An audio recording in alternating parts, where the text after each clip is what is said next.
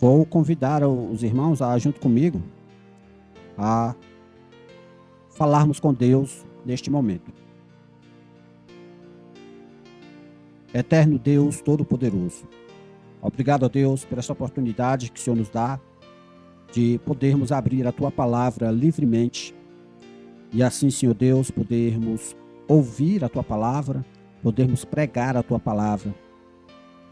Deus, te pedimos pelas pessoas que estão espalhadas aí pelo mundo, que muitas vezes não têm esta oportunidade.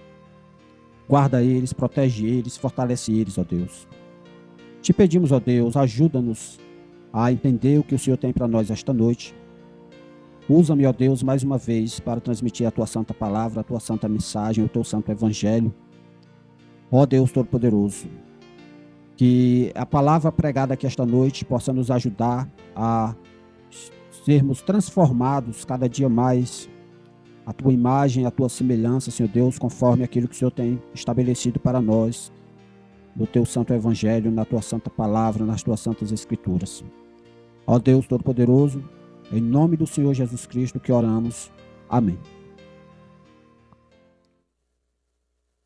Irmãos, Hebreus, capítulo 2, versículo 1 ao versículo 4.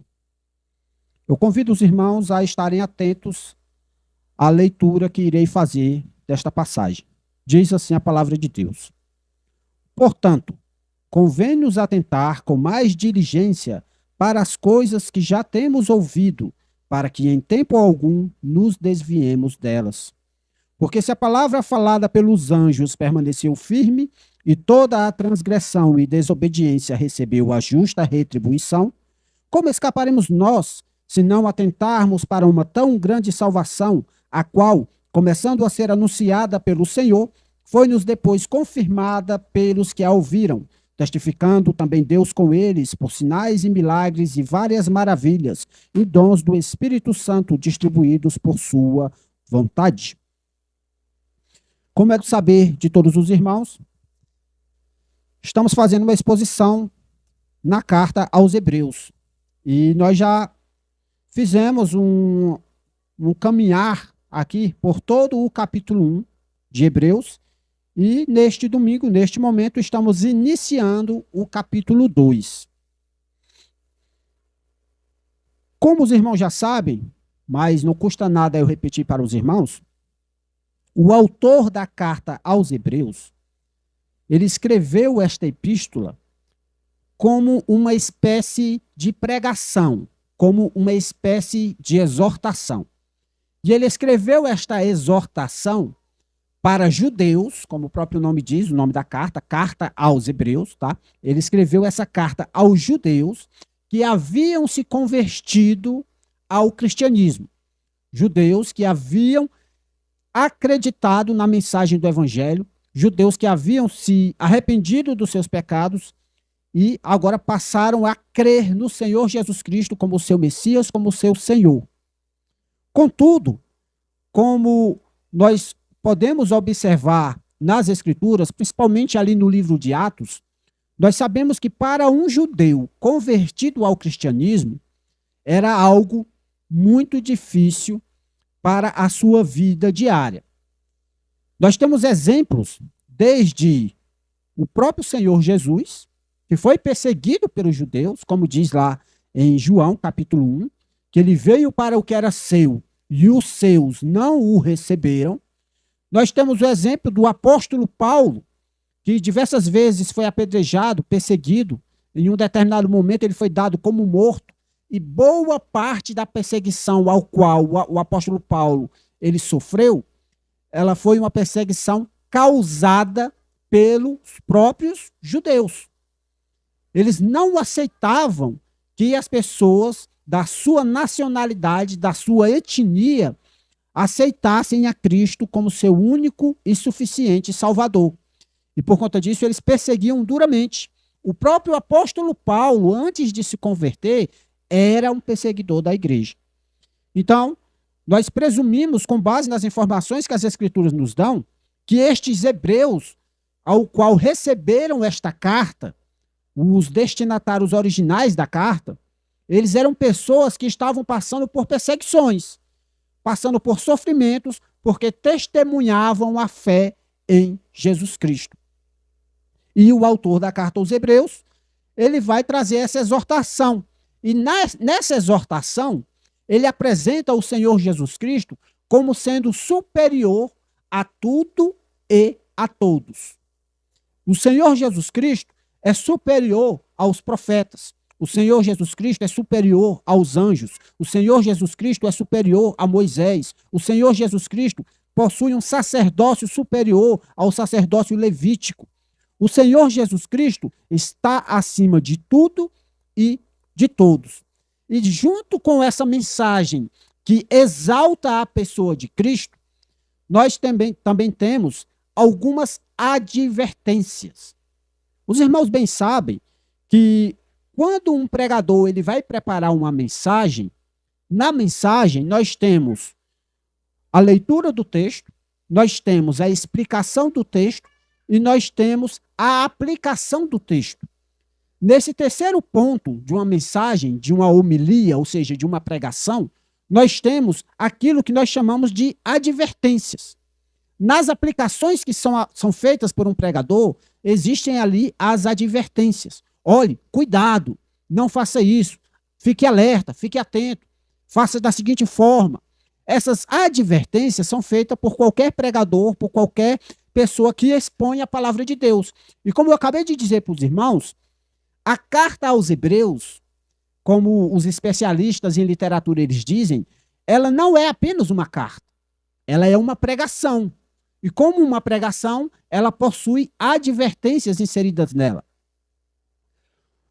Existem pelo menos 5 advertências na carta aos Hebreus. A que nós vamos ver agora é a primeira. E que advertência é essa que ele está trazendo? Do versículo 1 ao versículo 4 do capítulo 2, nós temos o autor aos Hebreus dizendo simplesmente o seguinte: não negligencie a salvação. Não negligencie a salvação. Esta é a mensagem resumida do versículo 1 ao versículo 4. No versículo 1, ele começa usando a seguinte palavra: portanto. A primeira palavra que ele começa aqui no versículo 1 é a palavra portanto, que é uma conjunção explicativa, tá? Quando a gente aplica as leis da gramática e a análise gramatical, nós podemos perceber que essa palavra portanto, ela é uma conjunção explicativa. E o que é isso? Temos que entender que a Bíblia, ela não foi escrita dividida por capítulos e versículos, ok? Então, quando nós lemos a carta aos Hebreus, nós devemos entender que o texto completo da carta aos Hebreus é do começo ao fim. Então, para entendermos o que o autor da carta aos Hebreus quis dizer, nós devemos ler, no mínimo, a carta toda, ok? Nós estamos expondo ela por partes. Só que nessas partes nós podemos perceber a conexão que há entre um texto e outro. Por exemplo, essa palavra portanto, ela faz uma ligação do que o autor da carta aos Hebreus vai falar com aquilo que ele já falou. Então essa palavra portanto, ou como diz algumas versões, por conta disso, ou por isso, ela faz uma ligação entre o capítulo 1, o conteúdo que está no capítulo 1, com o que ele vai dizer aqui no capítulo 2. Então é importante que os irmãos entendam isso. E o que foi que ele falou no capítulo 1? Do versículo 1 ao versículo 3, nós já vimos na nossa primeira mensagem que ele falou que Jesus Cristo é a revelação superior. Jesus Cristo, ele nos apresenta Deus, por conta dele ser o próprio Deus, de uma maneira completa, de uma maneira perfeita. Sendo que no Antigo Testamento, Deus havia falado muitas vezes de muitas maneiras pelos profetas. Deus falou aos pais do povo judeu, aos antepassados do povo judeu, pelos profetas. E essa revelação que foi dada pelos profetas, ela é uma revelação parcial.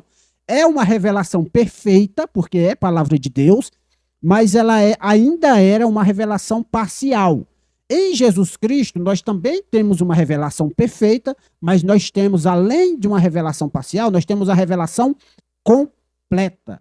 Em Cristo Jesus, nós podemos ver o próprio Deus. Em Cristo Jesus, como diz aí o texto, ele vai dizer que ele é o resplendor da sua glória, ele é a expressa imagem da sua pessoa. Do versículo 4 ao versículo 14, nós vemos o autor aos Hebreus, do capítulo 1, tá? Nós vemos o autor aos Hebreus falando que Jesus ele é superior aos anjos. Então, nós temos duas coisas importantes no capítulo 1. Jesus é a revelação superior, lembra?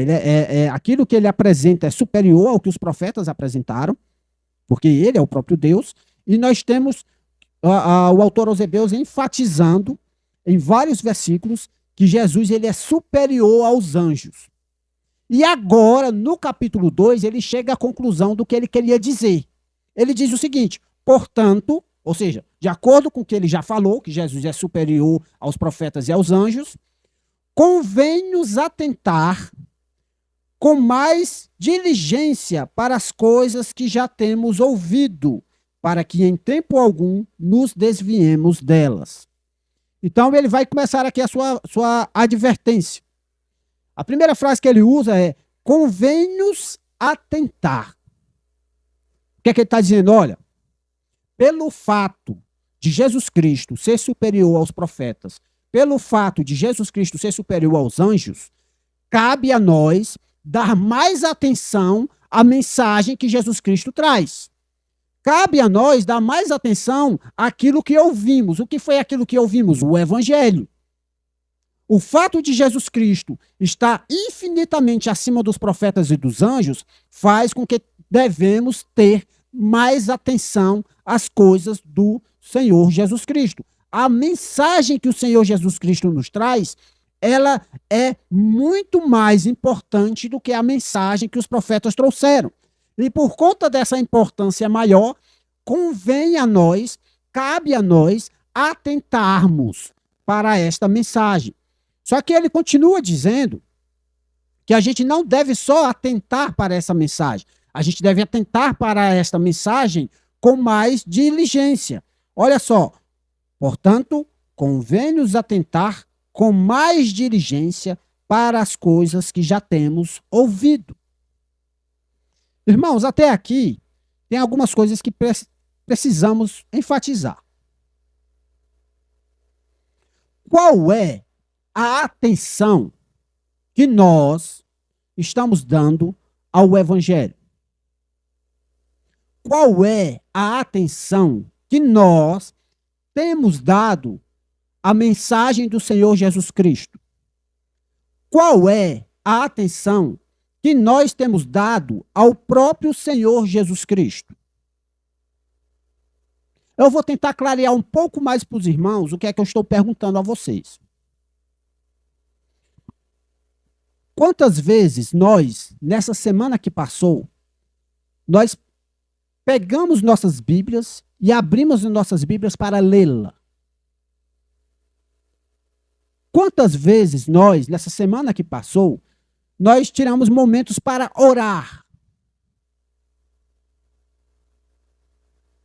Ah, irmão, mas eu não estou conseguindo fazer a conexão no que o irmão está falando com o que o texto está falando. Irmão, o texto está dizendo: convém-nos atentar para aquelas coisas que nós ouvimos, para o Evangelho. Eu vou trazer uma ilustração para os irmãos entenderem bem o que é que eu estou tentando demonstrar aqui dentro desse texto. Recentemente nós tivemos o Dia dos Namorados, não foi? Foi isso? A minha esposa, durante muita luta no nosso casamento, ela tem tentado me educar a me lembrar do Dia dos Namorados, né? Esse ano deu certo, né? Mas boa parte dos anos ele passa batido, né? Mas imagine só você que ama a sua esposa, ama a sua namorada. Você, hoje é Dia dos Namorados, eu vou fazer algo especial para ela. Aí você pega o seu suado dinheiro lá do trabalho e compra algo maravilhoso. Compra algo mesmo caro, tá? Sei lá, um cordão de um diamante, um anel com diamante, algo, né? Não foi isso que eu dei para ela, não chegou nem perto, mas eu estou aqui exagerando para que os irmãos entendam, certo? E aí você chega e você dá isso para a sua esposa, ou a sua esposa dá isso para você. Se você não atentar para aquilo, como é que sua esposa vai se sentir? Como é que você vai se sentir se a sua esposa não der nem bola para aquilo ali? Como que você vai sentir? Vamos supor que se você vem de uma família rica, você comprou um carro para sua esposa. Aí a sua esposa entra pela garagem, passa pelo carro e nem olha. Aí o marido diz: você viu o que eu comprei para ti? Ela: eu vi. Tanto faz. Como que você se sentiria? O autor aos Hebreus está dizendo o seguinte: Deus nos ama de tal forma que ele, muito mais do que um carro, do que um colar de diamante, do que um anel de diamante, o que for, Deus ele nos ama de tal forma que ele enviou o seu Filho Jesus Cristo para morrer em nosso lugar. E ele nos deixou essa mensagem.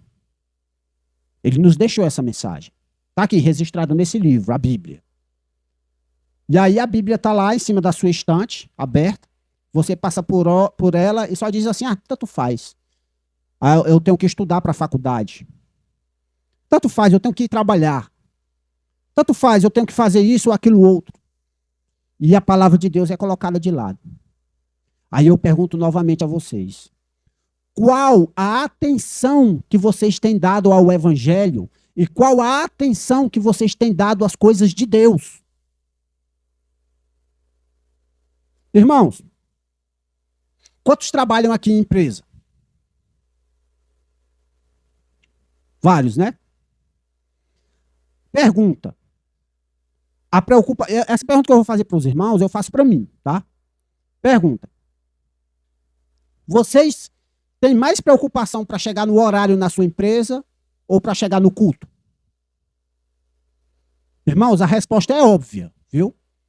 Se a resposta for empresa, você dá mais atenção à sua empresa do que a Deus. A resposta está na cara. Mas o culto eu posso me atrasar. Quem foi que disse? Ou você pensa que Deus é menino? Eu me lembro de um pregador, amigo nosso, eu acho que alguns irmãos vão lembrar dessa situação. A gente estava numa determinada igreja, e nessa igreja tinha a situação de alguns irmãos estarem dormindo no culto. E esse pregador, ele chegou e disse assim, na época eu não entendi muito, eu achei ele bem radical, mas ele chegou e disse assim: gente, se for para vir para o culto para dormir, fique em casa. Fique em casa, porque isso é uma falta de respeito. E não é falta de respeito não é com o pregador, não. É falta de respeito com Deus. Aí eu fico pensando, vamos aplicar isso para nós mesmos. Nós estamos cansados, nós vamos para o nosso trabalho. Quando nós vamos para o nosso trabalho, nós ficamos dormindo na presença do nosso patrão. Se você consegue ficar acordado no trabalho, você consegue ficar acordado no culto, meu irmão. Você só não consegue, sabe por quê? Porque a sua prioridade não é Deus, é o seu trabalho. A sua prioridade não é Deus, é a sua faculdade, é os seus estudos. Irmãos, nós estamos adorando aqui a um Senhor que ele é maior do que os profetas do Antigo Testamento. Quando nós olhamos para os profetas do Antigo Testamento, o que é que acontecia com o povo quando o povo não ouvia o profeta? Peia, castigo, punição. É ou não é? Por que é que vocês acham que com Cristo é diferente? Nós estamos falando aqui com aquele que é maior do que os anjos. Eu vou trazer à memória dos irmãos aqui uma situação. Lembra de Zacarias? Pai de João Batista? Zacarias chega para prestar o seu serviço sacerdotal e um anjo aparece para ele. Né? Aí o anjo dá uma mensagem para ele, aí o Zacarias dá uma duvidada, né? Aí sabe o que o anjo faz? Vai ficar mudo, até o menino nascer. E com Deus a gente faz como? Nós aqui. Nós estamos falando de Jesus Cristo, meu irmão, aquele que está acima dos anjos. E é isso que eu quero que os irmãos observem, que o autor aos Hebreus ele está trazendo para nós. É porque quando a gente está lá nos exemplos do Antigo Testamento e não traz para a nossa prática, a gente fica, tanto faz. Não, meus irmãos. O mesmo Deus que agia lá no Antigo Testamento, o mesmo Deus que agia no tempo dos apóstolos, é o Deus que age hoje. É o Deus que está aqui presente hoje, recebendo a nossa adoração. É o mesmo Deus. E sendo esse Deus, o nosso Senhor Jesus Cristo, maior do que os profetas e maior do que os anjos, convém-nos atentar com mais diligência. E essa palavra diligência, ela é importante. A palavra diligência, meus irmãos, ela traz a ideia de um cuidado ativo. Ela traz a ideia de uma prontidão, de uma ligeireza em agir, de você agir com destreza, de você realizar determinada atividade de maneira rápida, eficaz e responsável. Isso é diligência. Será que é assim que temos agido com o Evangelho? Será que quando lemos as Escrituras, nós estamos prontos para agir conforme a palavra de Deus nos ensina? Será que é isso que temos feito?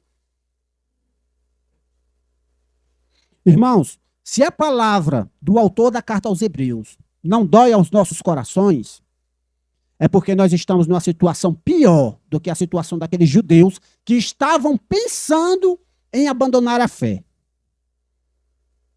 Se a palavra de Deus ela não nos atinge, não nos impacta de tal forma que a gente possa ser transformado pelo poder da palavra de Deus, é sinal que nós não estamos pensando em se desviar, não, irmãos. É sinal que nós já estamos desviados. É sinal que nós já demos as costas para o nosso Senhor Jesus Cristo. Este é o sinal. Não precisa, meu irmão, eu chegar para um irmão e cutucar ele, ó, tá dormindo. Não precisa fazer isso, não. A responsabilidade é sua, é você e Deus. Você sabe o que você tem que fazer. Você sabe o que foi que Deus colocou na sua vida para você fazer. A responsabilidade é sua diante de Deus. A minha responsabilidade como pregador aqui é trazer a mensagem para vocês. Se vocês vão obedecer ou não, é com vocês. Eu não posso pegar vocês pelo braço e levar vocês para fazer tudo, não. Né? Com exceção, obviamente, das minhas filhas.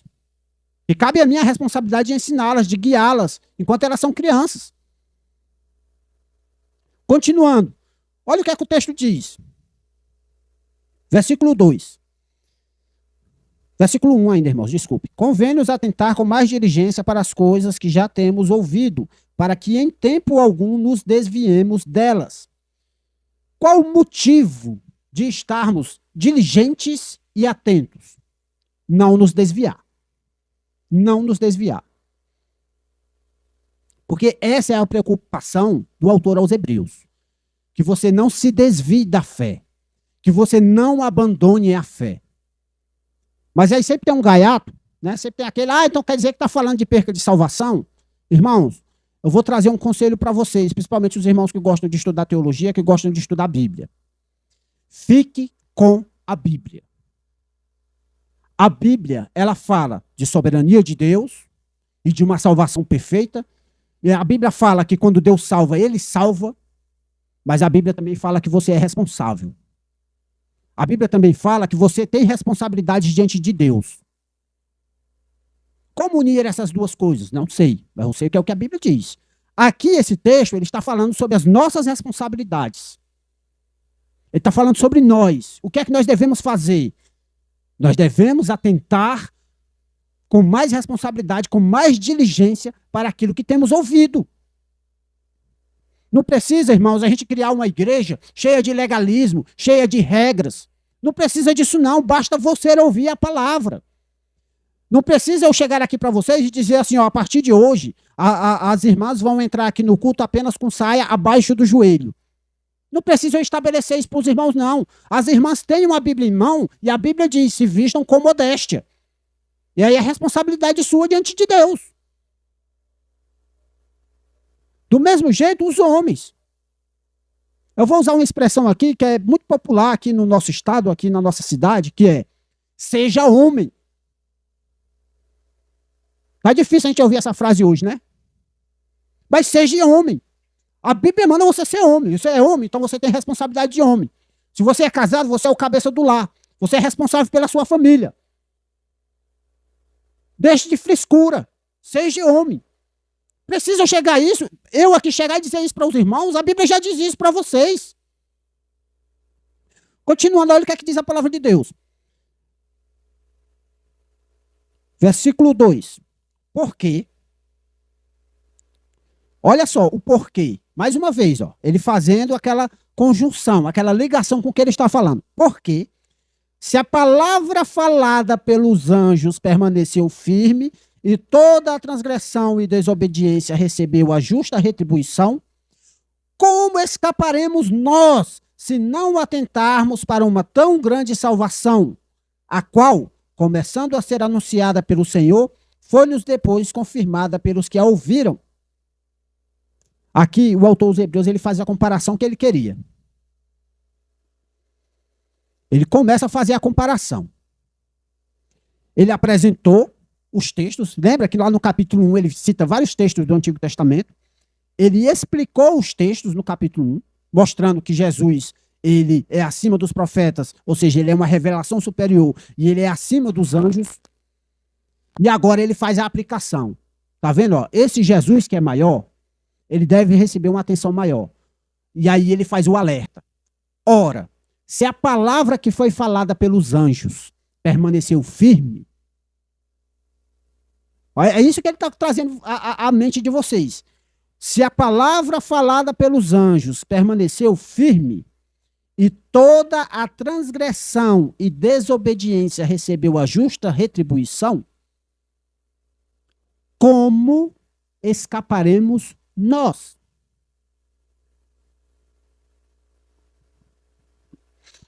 Eu vou trazer alguns exemplos aqui para os irmãos. Lá na carta de Judas, o autor da carta de Judas, que é o Judas, irmão do Senhor Jesus Cristo, ele diz que alguns se introduziram furtivamente no meio da igreja. E o que é isso, se introduzir furtivamente? Alguém que não é igreja, se passando por cristão, ou seja, se passando por membro da igreja, se introduz de forma sorrateira no meio da igreja. E aí, a carta de Judas é escrita por conta dessas pessoas que se introduziram furtivamente no meio da igreja, como diz o versículo 4. Aí ele diz assim, ó, que nós devemos batalhar pela fé que foi nos dada, porque pessoas se infiltraram no meio de nós e estão pregando coisas erradas, pregando heresias e agindo de forma errada. E aí, o Judas, o irmão do Senhor, ele vai fazer a mesma coisa que o autor dos Hebreus está fazendo aqui. Ele vai nos lembrar de situações em que as pessoas ou os seres angelicais desobedeceram a Deus e foram punidos. Porque lembra, a frase do autor dos Hebreus aos Hebreus aqui é o seguinte, que nenhuma transgressão permaneceu impune, foi punida. Aquela revelação que foi dada pelos anjos no Antigo Testamento, nós já vimos na mensagem passada, que Estevão, ele diz que a lei foi dada pelos anjos, ele diz que o apóstolo Paulo registra lá na carta aos Gálatas que a lei foi dada pelos anjos, tá? Então aqui ele está falando da lei, ele está falando daquilo que está lá no livro da lei. Se essa palavra permaneceu firme, mesmo ela sendo parcial, quanto mais a palavra completa, que é por meio de Jesus Cristo.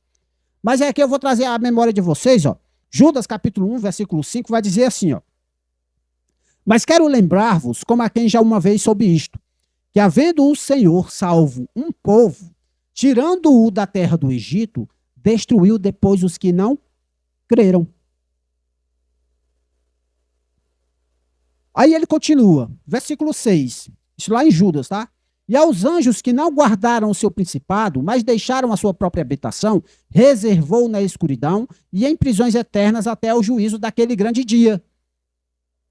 E aí ele continua no versículo 7 dizendo, assim como Sodoma e Gomorra e as cidades circunvizinhas que, havendo-se entregue à fornicação como aqueles, e ido após outra carne, foram postas, por exemplo, sofrendo a pena do fogo eterno. O que é que Judas está dizendo lá? Olha, não pense que Deus é bobo não, viu? Não pense que Deus é menino não. Vocês que estão infiltrados no meio da igreja, se lembrem do seguinte, aquele povo que desobedeceu a Deus quando saiu do Egito, eles foram destruídos no deserto. Irmãos, daquelas centenas de milhares de pessoas que saíram do Egito, quantas entraram na terra prometida? Caleb e Josué. Nem Moisés entrou. Caleb e Josué. Alguns dizem que provavelmente a tribo de Levi também tenha entrado, mas é uma especulação, não convém aqui eu cansar os irmãos explicando isso daí. Mas é certo que Caleb e Josué entrou, daqueles que saíram do Egito. E qual foi os que foram destruídos de acordo com Judas? Foi destruído aqueles que não creram. Aqueles que não creram, por conta da incredulidade deles. Judas está dizendo que os anjos que desobedeceram a Deus foram punidos. Judas está dizendo que uma cidade, a cidade de Sodoma e Gomorra, tá? Aqueles dois, vamos colocar assim na nossa linguagem atual, né? Aqueles dois municípios ali, Sodoma e Gomorra, foram destruídos, escapando somente Ló e a sua família. Até a sua esposa virou estátua de sal olhando para trás. Foram destruídos. Se o anjo que chegou na casa de Ló e disse assim, olha Ló, essa cidade vai ser destruída, vamos pegar o beco, porque senão o negócio vai ficar feio do teu lado também. Pouco tempo depois a palavra se confirmou, a cidade foi destruída. Se Ló não corre, tinha morrido junto. Se a palavra do anjo se confirmou dessa forma, quanto mais a palavra do Senhor Jesus Cristo que diz que aquele que não crê nele será condenado, permanecerá por toda a eternidade, onde há choro e ranger de dentes. E eu quero, irmãos, que vocês entendam aqui que esta mensagem do autor aos Hebreus não é para descrente, não. Porque ele diz assim, ó, como escaparemos nós? Né? É a primeira pessoa do plural, não é isso? Nós. Então ele está se incluindo no meio, né? Então nós, porque o autor aos Hebreus a gente sabe que era um crente. Não sabe quem é o autor, mas sabe que era um crente. Então nós que somos crentes devemos estar atentos, devemos estar alertas. Como que tem sido a sua vida diante de Deus? Como que tem sido, irmãos? Como é que vocês têm visto isso? Como é que vocês têm analisado as coisas a qual Deus tem colocado diante de vocês? Eu quero trazer à memória dos irmãos aqui uma situação muito importante, que é quando Jesus, ele fala, lá no capítulo 7 de Mateus, que a gente deve ficar atento por conta dos falsos profetas. E aí ele diz assim, ó, nem todo aquele que me diz, Senhor, Senhor, entrará no reino dos céus. Mas muitos dirão naquele dia, eu profetizei em teu nome, e em teu nome eu expulsei demônios. Mas o Senhor dirá para eles, apartai-vos de mim, vós que praticais a iniquidade. Eu nunca vos conheci. Irmãos, no meio da igreja, há pessoas que não são igreja, mas elas acham que são. Elas acham que são. Elas profetizam. Elas expulsam demônios. Elas são super crentes. Mas quando chegar diante de Deus, ele vai olhar para aquela pessoa e ele vai dizer simplesmente o seguinte, aparta-se de mim, porque você é aquela pessoa que vivia na prática da iniquidade. Tudo aquilo que era errado, que eu dizia que era errado, você ia e fazia. E quando era domingo, estava Senhor, Senhor na igreja. Aparte-se de mim, vós que praticais a iniquidade. Eu não vos conheço. Vocês não são dos meus. É para esse tipo de alerta que o autor dos Hebreus está trazendo aqui. Tem muita gente preocupado se esse texto aqui defende calvinismo ou defende arminianismo. Uma coisa eu digo para vocês, você sendo calvinista ou arminiano, se você não segue ao Senhor Jesus Cristo, conforme o Senhor Jesus Cristo estabeleceu em sua palavra, muito provavelmente cristão você não é. Você pode ser um calvinista que conhece os 5 cânones de Dort, os 5 pontos do calvinismo, sabe a história da igreja decorada. E pode chegar lá diante do Senhor, e o Senhor chegar para você e dizer, apartai-vos de mim, vós que praticais a iniquidade. E essa prática da iniquidade, ela vem por uma falta de fé. É por uma falta de fé, irmãos. Ao invés de dizermos não para o mal, não para a iniquidade, nós dizemos sim. Sabe por quê? Porque a gente não crê. Essa é a verdade. Analise a sua vida, meu irmão. Será que você crê? Será que o Jesus que você adora aqui todo domingo é o mesmo Jesus que todo o resto aqui adora? Será que se Jesus aparecesse para você hoje, na sua casa, antes de você dormir, você trataria aquela aparição de Jesus ali como se fosse mais uma pessoa ali dentro do seu quarto? Ou você se dobraria de joelho com o rosto em terra dizendo: Senhor, afaste-se de mim porque eu sou um pecador? Como é que você agiria? Lembra do apóstolo Pedro? Eu acho muito interessante a história do apóstolo Pedro. Ele tem um relacionamento inicial com Jesus lá no batismo de Jesus. Pouca gente observa isso daí. Porque lembra, João Batista, ele tinha 2 discípulos, que eram André e João. O André, ele evangeliza Pedro. E ali ele já tem um contato inicial com Jesus. Mas eles estão lá no Jordão. Aí eles voltam lá para a terra deles na Galileia. Em um momento posterior, Jesus vai andando ali pelo mar da Galileia e chama aqueles pescadores para serem seus discípulos. Eles têm 2 chamados ali, um chamado à conversão, a crer, e um chamado a estar com Jesus Cristo em tempo integral. Mas é interessante observarmos que nesse chamado do apóstolo Pedro para ficar com Jesus de tempo integral, tem um acontecimento ali que é registrado no livro de Lucas, que é muito interessante. Jesus chega para Pedro e diz assim: bora, vamos voltar aí para o mar da Galileia, que agora nós vamos pescar. Aí Pedro: não, eu passei a noite pescando, eu não pesquei nada, não sei o quê. Bora, rapaz, lança a rede aí para o lado tal que tu vai pegar peixe. Aí Pedro lança a rede e ele puxa a rede cheia de peixes, né? Tanto é que precisa da ajuda dos outros para puxar. Qual é a reação de Pedro? Pedro só diz assim: olha que coisa maravilhosa, que coisa legal. Gente, Pedro fica aterrorizado com aquela situação. Porque naquele momento ele percebe que aquele Jesus que está ali não é um qualquer. É aquele que manda até nos peixes. Tem outro momento em que Jesus está passando mais os discípulos pelo mar da Galileia de novo. E aí o barco tá vira, não vira, aquela tempestade e tal. E os discípulos, e Jesus dormindo, e os discípulos vão lá e acordam Jesus: Senhor, a gente vai morrer. Jesus se levanta, manda a tempestade parar. E agora os discípulos estão mais com medo daquele que está no barco com ele do que da tempestade. Porque eles dizem assim: quem é este que até a tempestade manda parar e ela para? O que eu estou falando para os irmãos é que os irmãos atentem para a pessoa de Jesus Cristo. A grandeza desse ser, a grandeza deste Deus. Os irmãos sabem que eu gosto de assistir filmes bíblicos. Eu não tenho nada contra. Filmes sobre Jesus e tudo mais, não tenho nada contra. Agora tem uma coisa que me deixa incomodado. É quando nós cristãos passamos a olhar para aquele ator que está ali atuando como Jesus Cristo e passamos a imaginar Jesus Cristo como se fosse aquele ator. Não é, meus irmãos. Não é. Agora tem uma série muito famosa agora, The Chosen, né? Que tem um Jesus mais descoladão, mais legalzão, né? Tudo bem, irmãos, podem assistir, nada contra. Mas eu digo uma coisa para você, meu irmão. No dia que nós estivermos diante de Cristo, a primeira coisa que a gente vai fazer é dobrar os nossos joelhos. Porque Ele é Deus. Ele é o Senhor da glória. Ele é o Rei dos reis.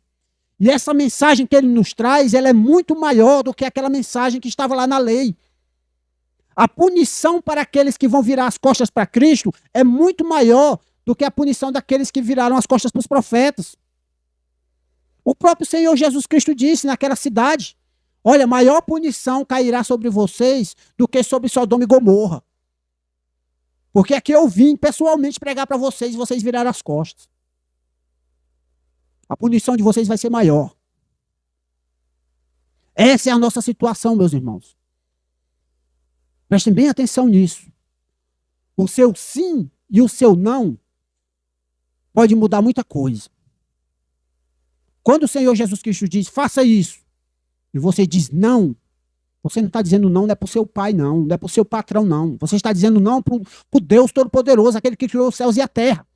Você pensa que isso não tem consequência? É isso que o autor aos Hebreus está dizendo aqui.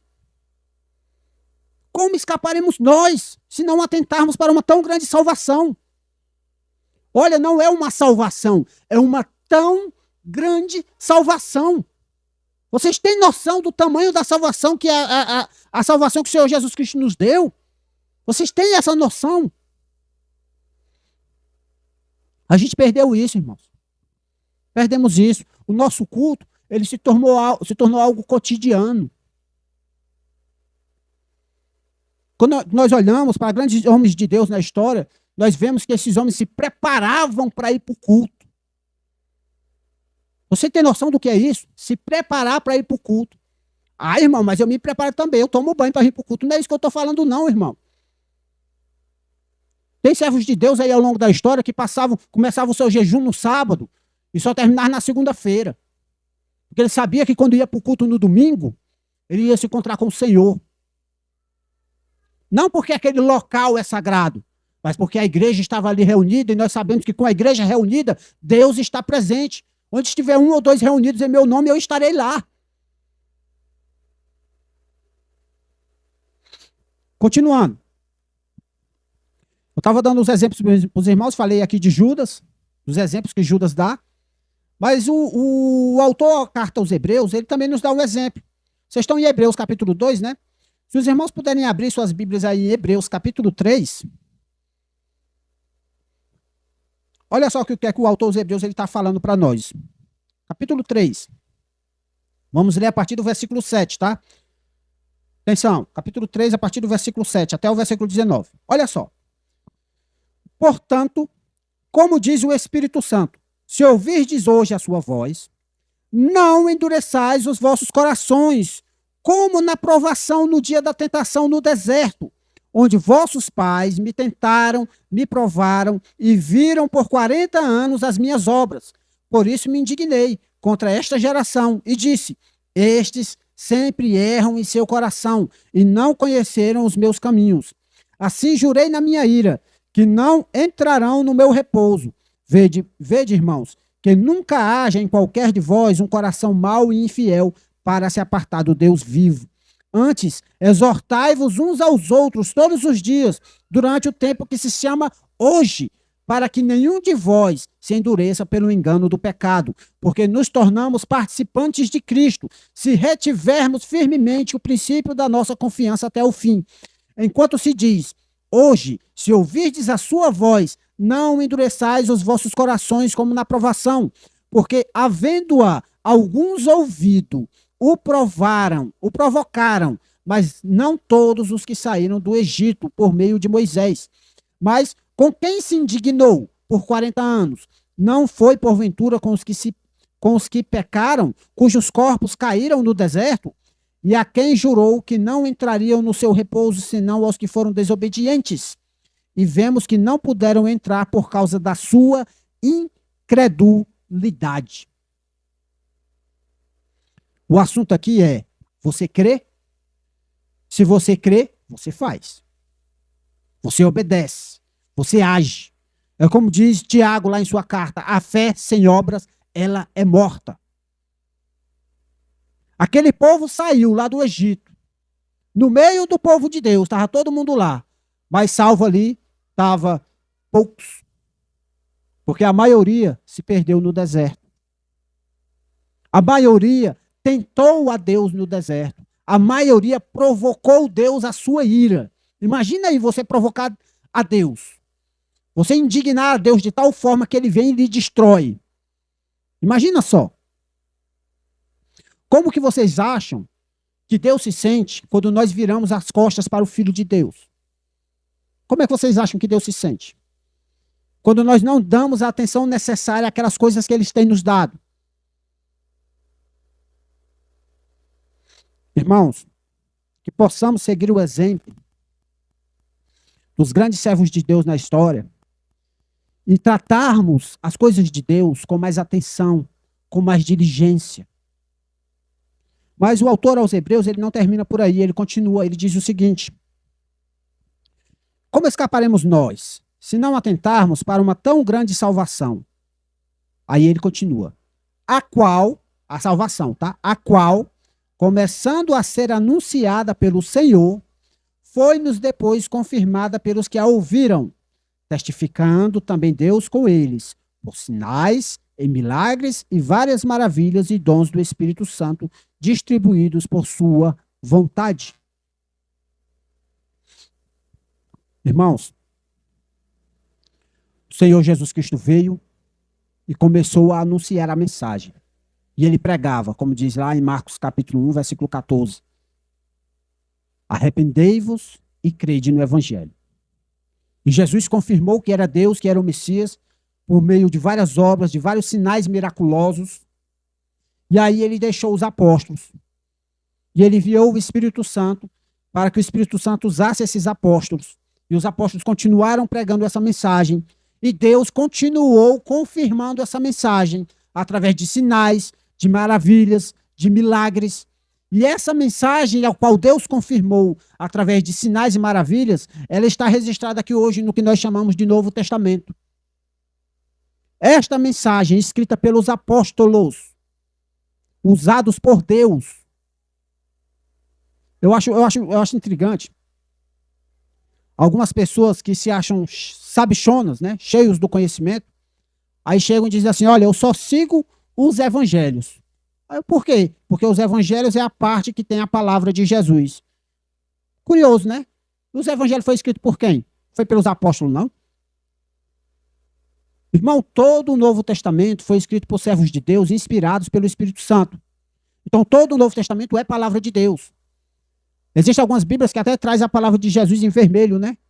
Legal, para você diferenciar ali aonde é que Jesus está falando e tudo, mas saiba de uma coisa, a palavra que está em vermelho tem a mesma importância da palavra que está em preto, porque foi inspirada pelo Espírito Santo do mesmo jeito. Todo o Novo Testamento foi confirmado por Deus, confirmado. Isso já foi feito, já foi confirmado. Essa mensagem foi nos entregue, foi a mensagem que nós ouvimos. Eu creio que cada um dos que estão aqui ouviram essa mensagem.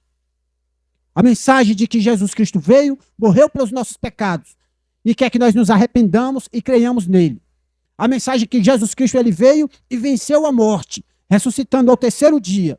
E assim ele confirma a nossa salvação, porque ele é aquele que está diante de Deus, intercedendo por nós. Irmãos, todos vocês já ouviram essa mensagem. Qual é a atenção que temos dado a esta mensagem?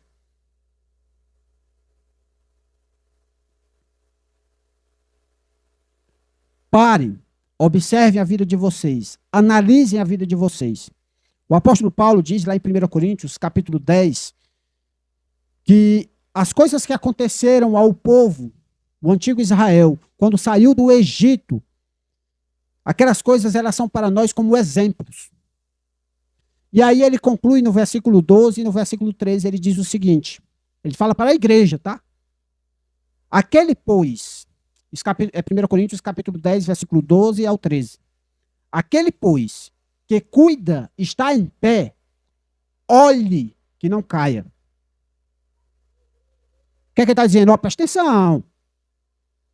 Presta atenção que aquele povo lá vacilou. Aquele povo lá se perdeu, porque não creu. E ele está falando para nós, olha, presta atenção. Não se acha o bichão aí porque você está em pé, não. Toma cuidado para você não cair. Mas aí ele não para por aí. Ele diz o seguinte no versículo 13.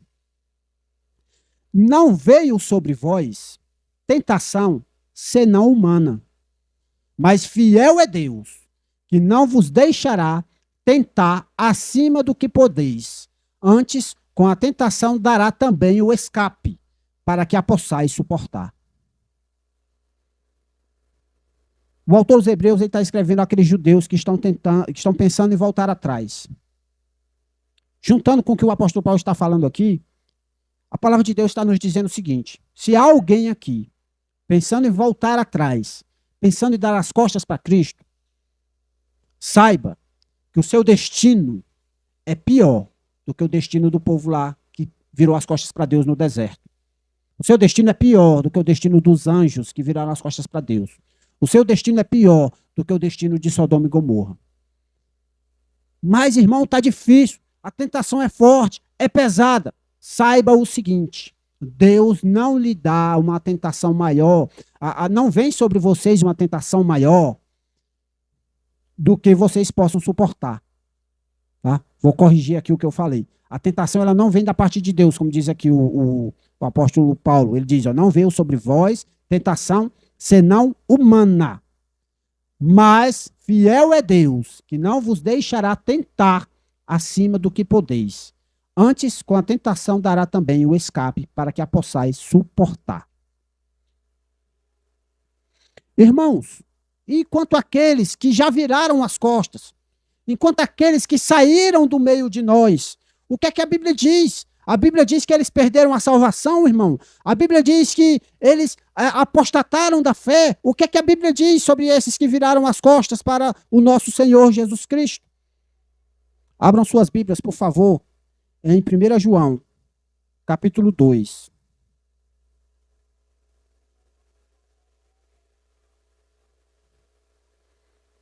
Versículo 19.